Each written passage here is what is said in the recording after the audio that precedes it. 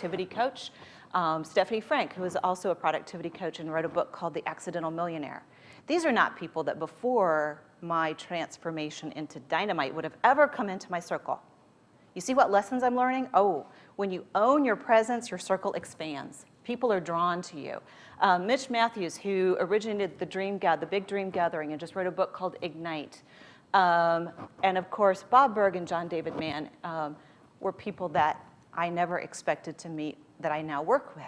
So phenomenal things were happening as I started owning my story, owning my legacy, and owning this dynamite energy and the purpose of blasting through brick walls. But I still had this feeling there was something more, there was something bigger. So I wrote the book called Anatomy of a Brick Wall, and I was speaking on anatomy of a brick wall, how we build them, and how we blast through them. And that felt pretty good. I was on purpose. And so I started wanting to do interviews with people. And about that time, a man I said I would never meet came into my life. Like I said, be careful about never. I would have said I would never meet authors like Bob and John, and it happened.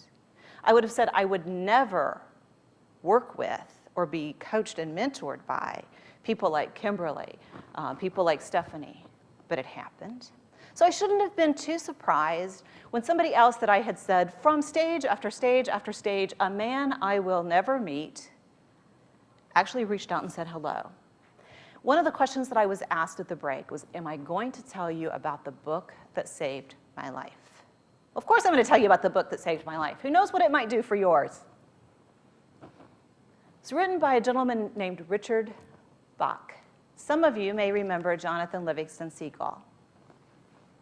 Jonathan Livingston Seagull was actually called Gibran with feathers, meaning Khalil Gibran.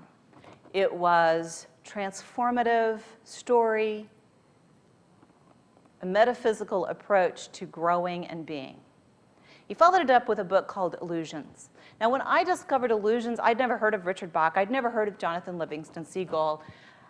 I actually don't know for sure how I got that book, but I have a suspicion because it was used. And I used to do this thing when we go to estate sales. You know, nobody really wants books unless the books are rare. I just wanted books.